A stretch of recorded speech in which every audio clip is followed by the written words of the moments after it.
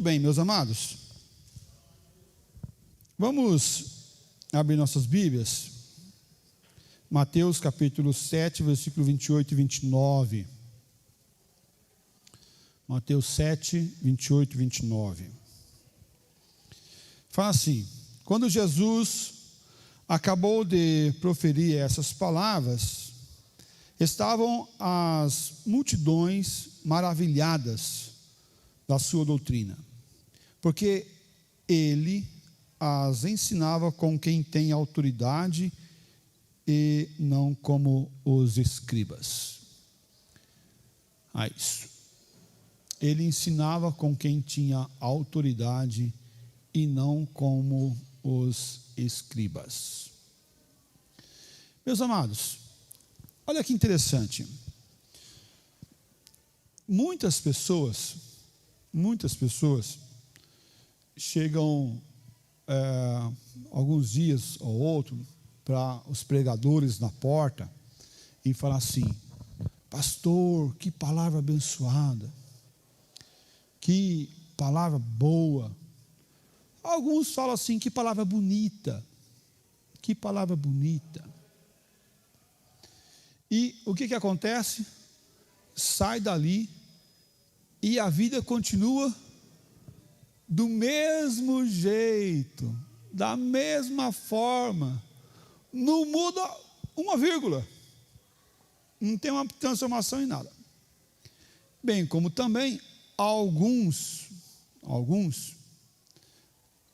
ouvem a palavra, compreendem a palavra e muda a sua vida por completo.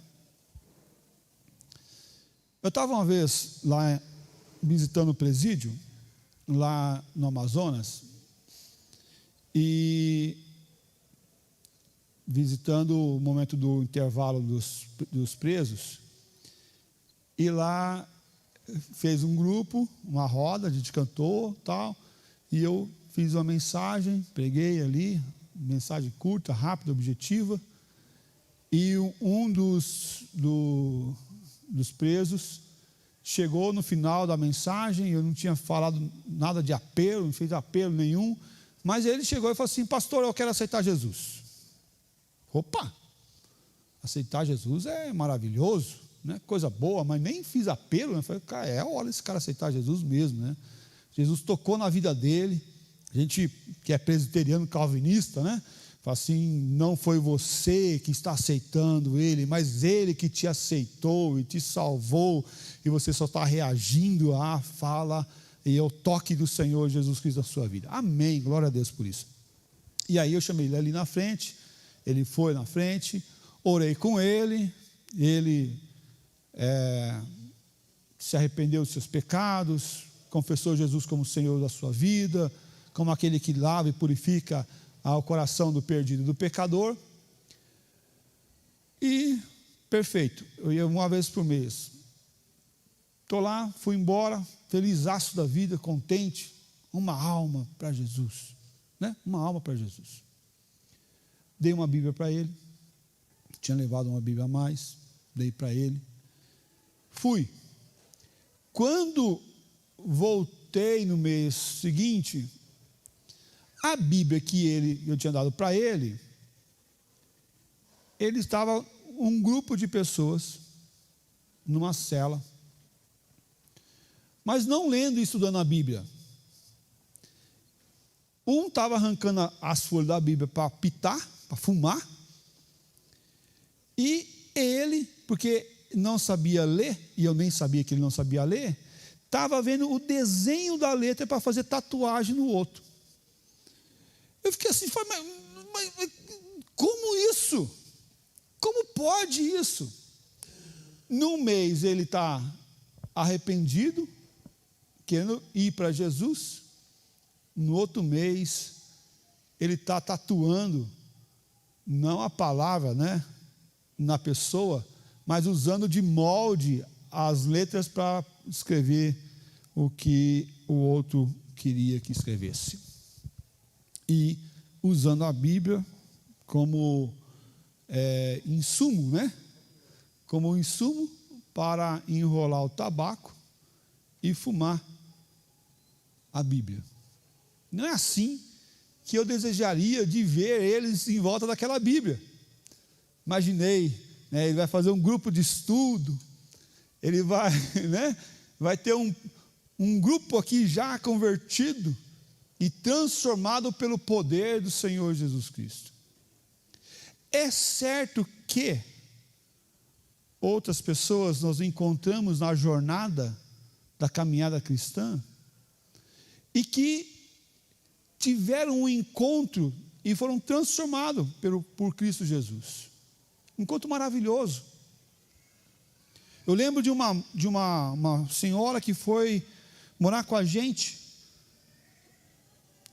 Morar com a gente assim, era recém-casado, estavam lá na cidade de São Francisco do Guaporé, saí para fazer visita, aí chegou uma pessoa lá, visitou a Denise, depois voltou no domingo de manhã, e estou lá dando uma aula, a Denise dando aula para as crianças, ela chegou lá, começou a conversar com a Denise, e a Denise chamou ela para morar com a gente na casa, porque ela estava sendo meio que abandonada da casa que ela estava, porque ela era do Rio de Janeiro, estava lá na Rondônia trabalhando, e tinha meio que saído lá. Resumo da história, ela queria sempre ficar perto da gente, sempre perto da gente, uma casa simples, e ela viu que lá na nossa casa ela tinha paz.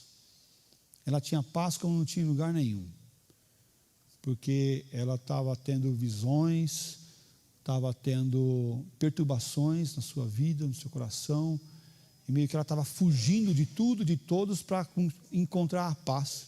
E foi encontrar a paz lá no meio do mato, uma cidade madeireira, quase divisa com a Bolívia, num lugar simples, saindo do Rio de Janeiro, correndo de tudo, de todos, atrás da paz.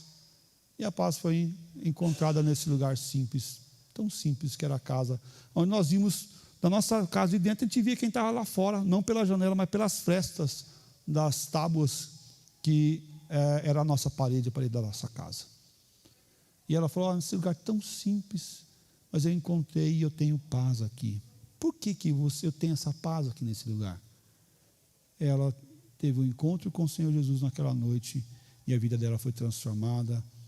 Hoje, há um tempo atrás, ficamos notícia dela, que ela era missionária no barco, que tem lá perto, membro da igreja, não mais São Francisco, uma cidade próxima ali, era tesoureira da igreja, estava fazendo muitas coisas boas naquele lugar, pregando a Jesus Cristo. Algumas pessoas ouvem a palavra, mas não a vivem.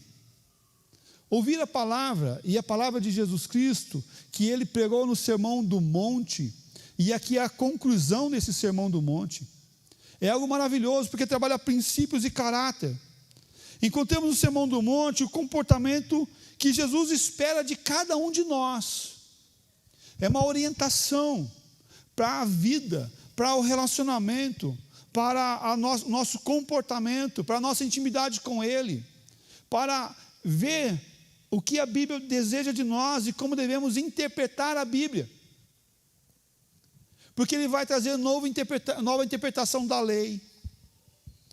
Ele vai trazer outra forma de olhar. Antigamente, pecado era só se adulterasse com a mulher. Agora ele fala assim, não é só isso, não.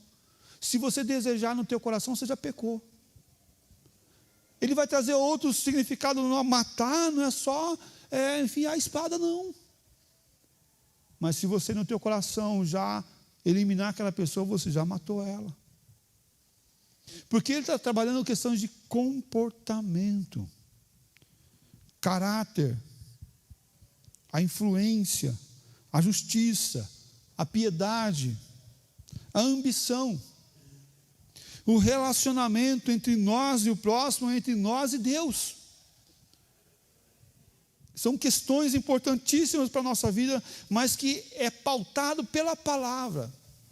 E a palavra de Deus não é apenas para acharmos bonita, mas é para nós vivermos a palavra. Algumas vezes nós ouvimos a palavra e falamos assim, hoje o pastor estava bravo, pregou duro, falou duro, não gostei muito, ou gostei. É isso mesmo, tem que ser duro.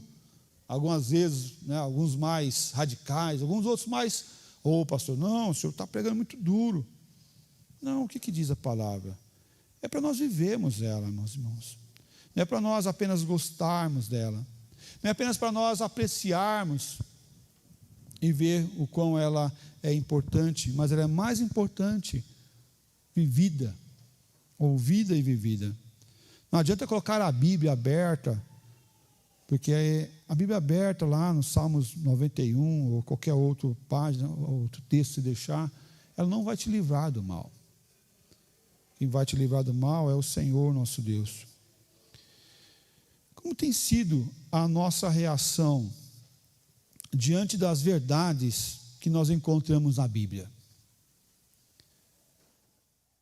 Isso aqui é importantíssimo para nós, porque nós estamos presenciando uma igreja e a igreja não Maranata, propriamente dito, mas uma igreja evangélica no Brasil, que ela é muito densa, muito larga, como um rio, largo, mas, o quê? Rasinho, uma vida pequena. Tem uma pesquisa que fala o seguinte, que muitos cristãos vão na igreja, mas vão na bezendeira. Vão na igreja e vão no terreiro.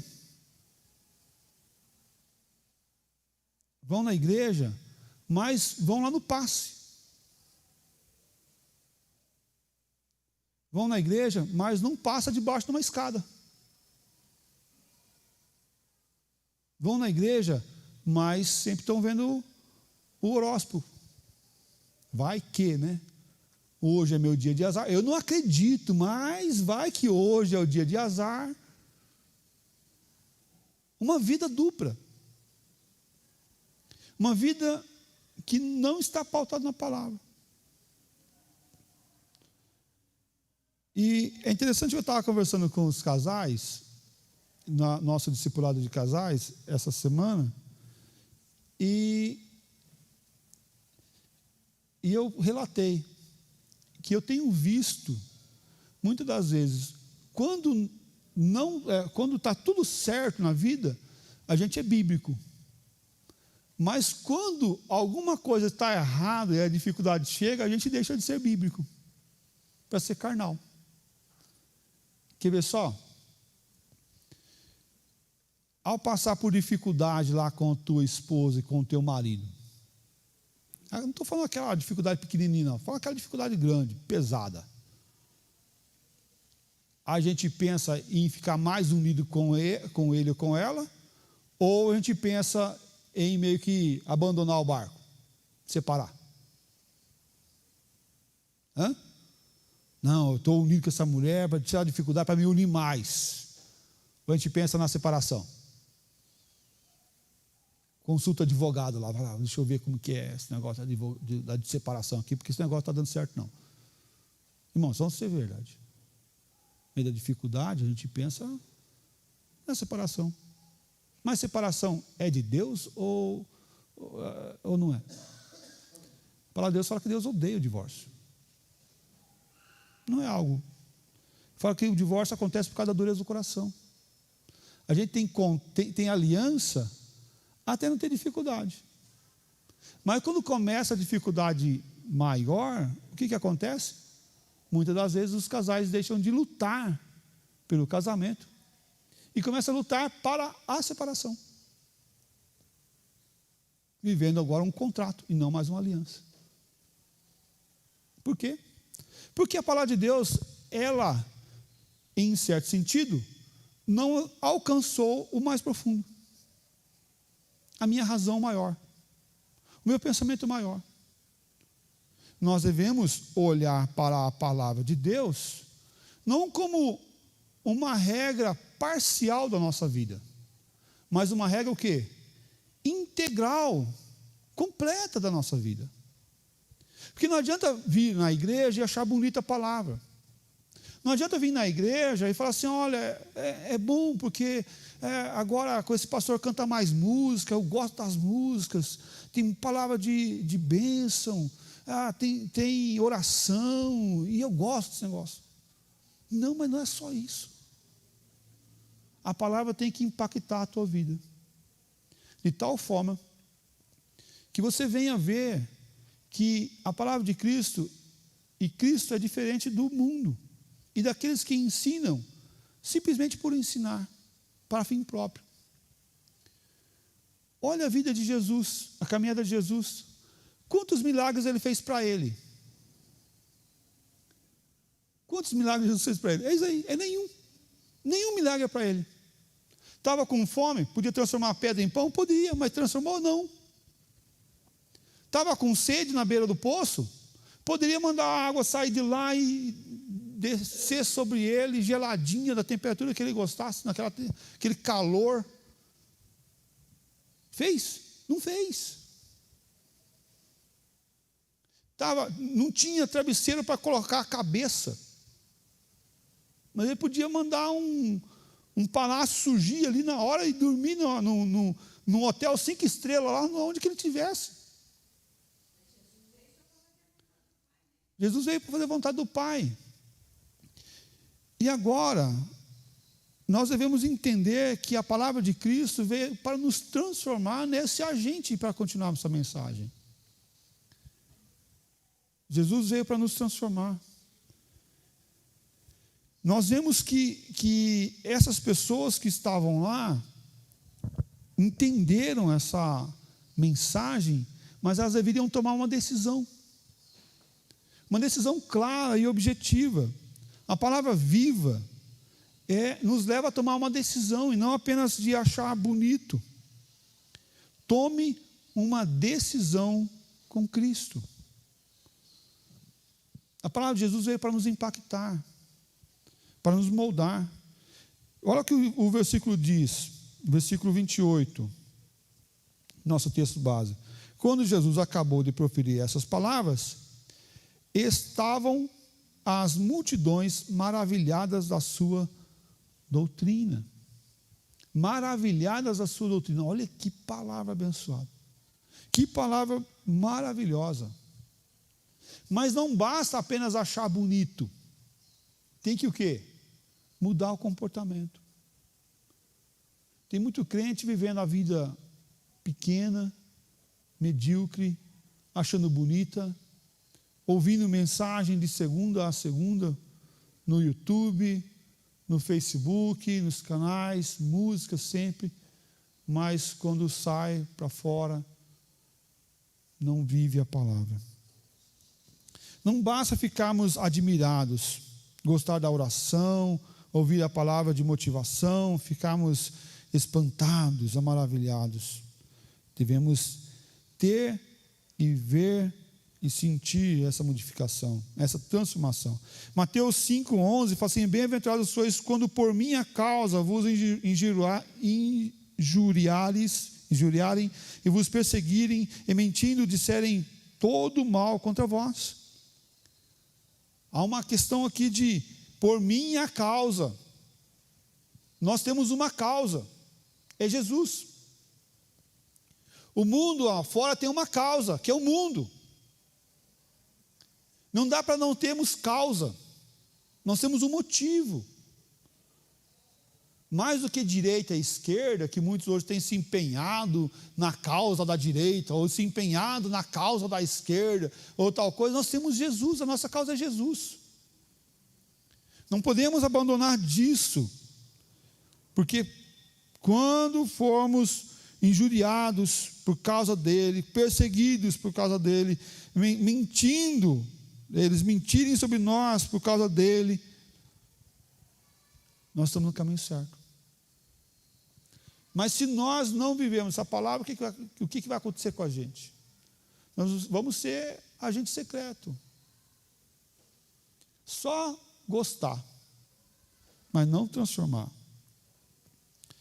Mateus 5,17: não penseis que vim revogar a lei ou os profetas. Não vim para revogar, vim para cumprir.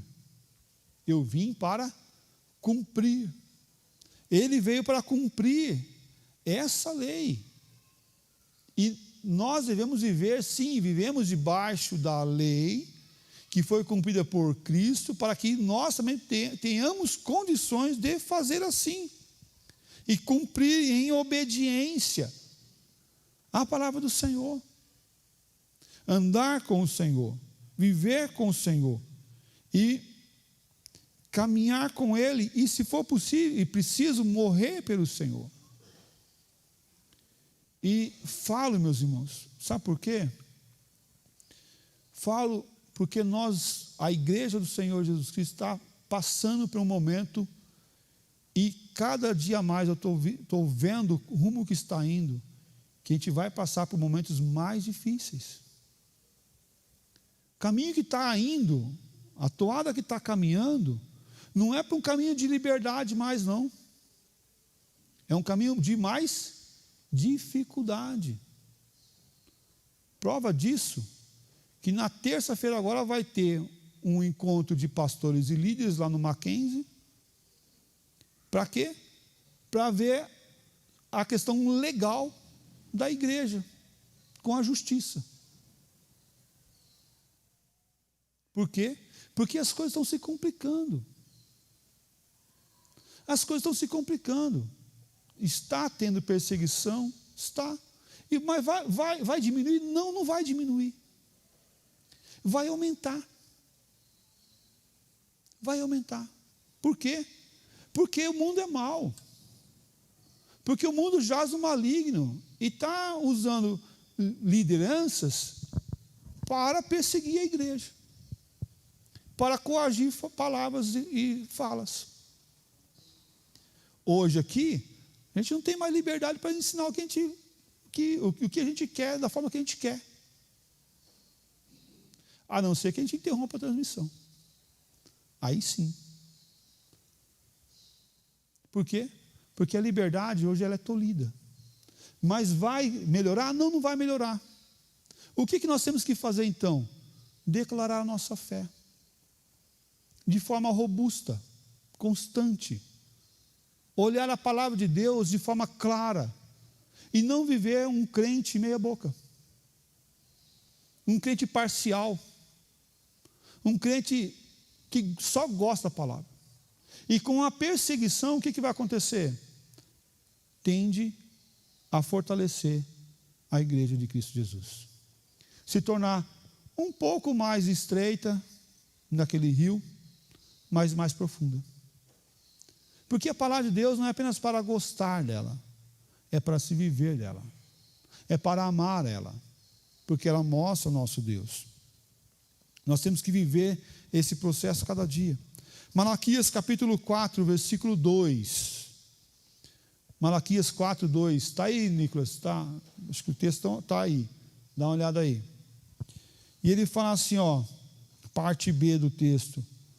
Nascerá o sol da justiça, trazendo salvação nas suas asas.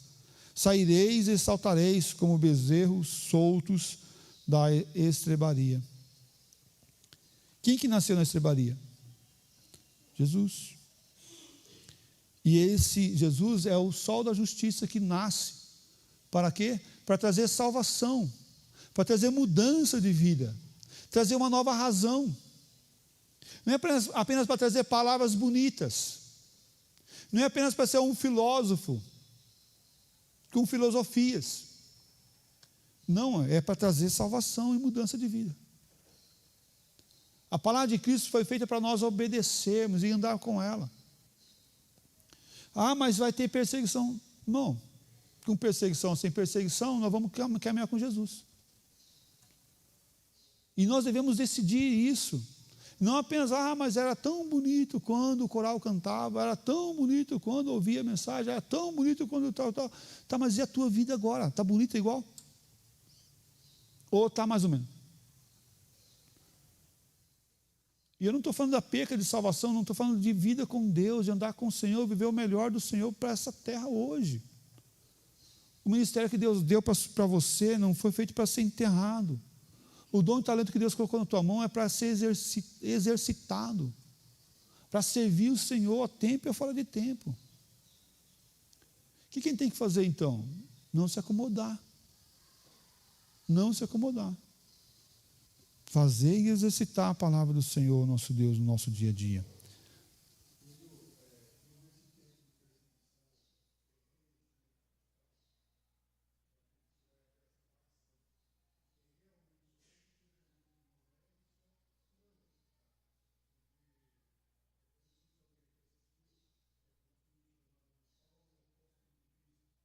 Sim.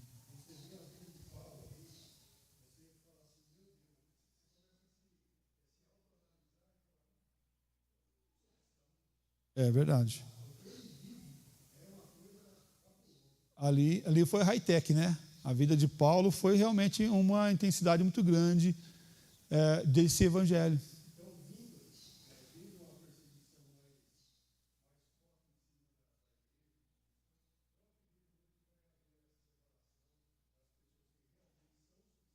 Sim.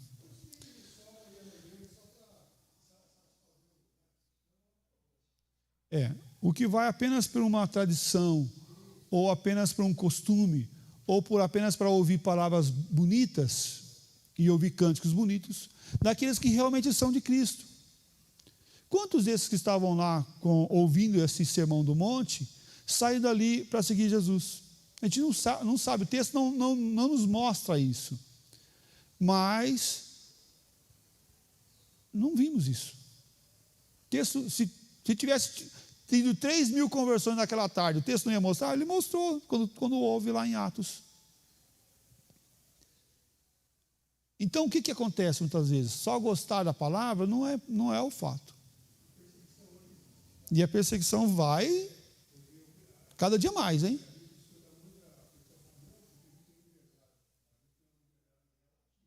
Sim.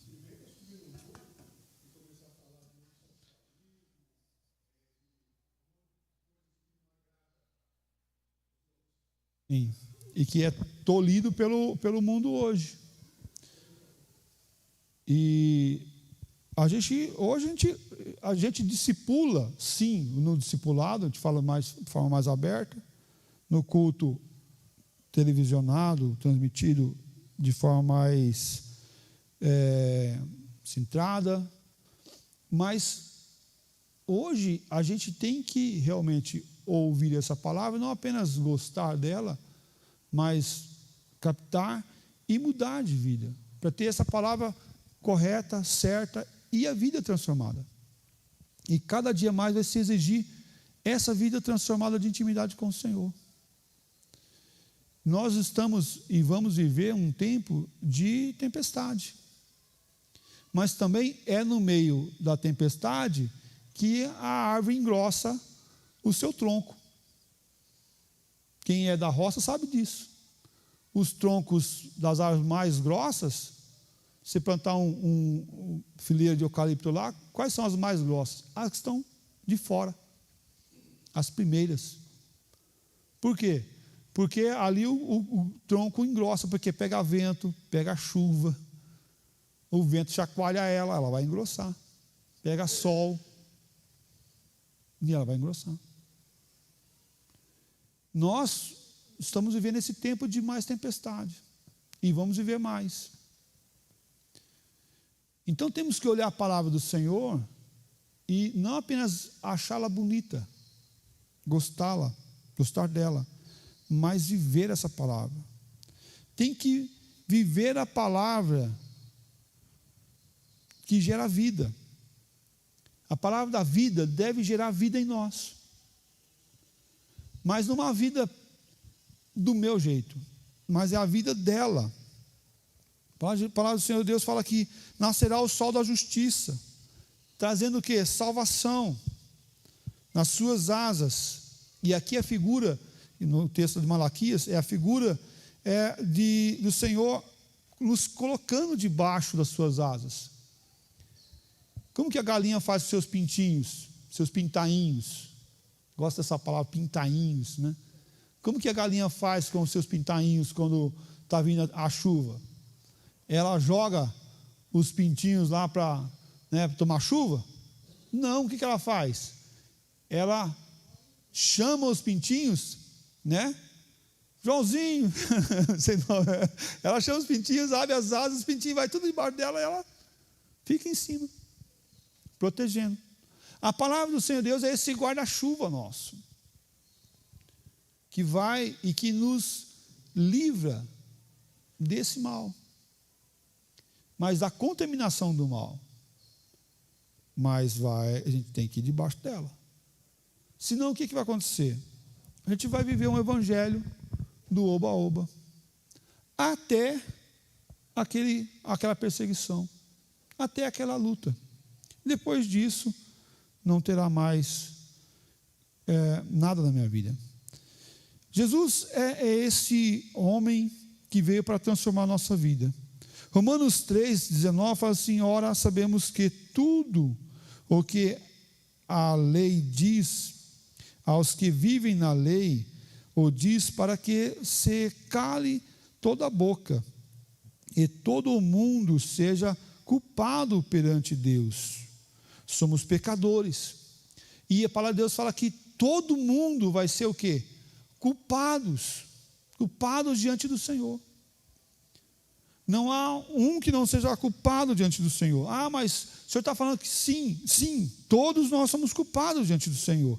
A lei nos culpa. Mas o que nos salva? Cristo Jesus. Veja Romanos 3,10. Como está escrito, não há justo nenhum sequer. Não há justo nenhum sequer. Não tem justo sobre a terra. Ah, mas então qual que é a solução? Veja o versículo 4 de Romanos 10. Porque o fim da lei é Cristo, para a justiça de todo aquele que crê. O crer aqui é o ponto que ele trabalha em nossas vidas. É Cristo que trabalha. O morto não crê, mas aquele que tem vida com Cristo. Mas não é só para gostar do evangelho, mas é para nascer de novo. E nascer de novo é ter uma nova paternidade, ter uma nova casa, ter um novo Senhor. Quando você nasce de novo, você tem um novo pai. Quem que era teu pai antes? Era o mundo. Eram as coisas do mundo. Quem que é teu pai agora? É Deus. Então ame a Deus. Ouça a palavra de Deus e caminhe com Ele. Não abandone. Não apenas venha na igreja e acha bonita a mensagem que você recebeu aí no teu zap, que alguém compartilhou com você. Não é apenas para você ouvir. Ah, que bonita a mensagem, né? Que legal. Não, é para você viver. É para você deixar essa palavra entrar no teu coração e mudar a tua vida. Porque tempos difíceis vão vir, irmãos.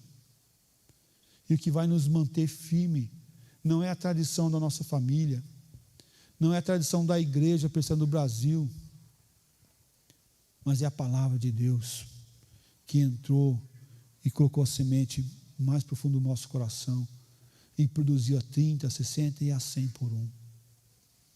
É aquela sementinha que nasceu e que cresceu e se tornou uma árvore frondosa, e que agora os passarinhos vêm e faz ninho nela, e serve de refúgio para os cansados da viagem, que se protege do sol durante o dia e o frio da noite, mas serve também de lugar para os pássaros fazerem seus ninhos e criarem seus filhos, porque é uma árvore frondosa e forte.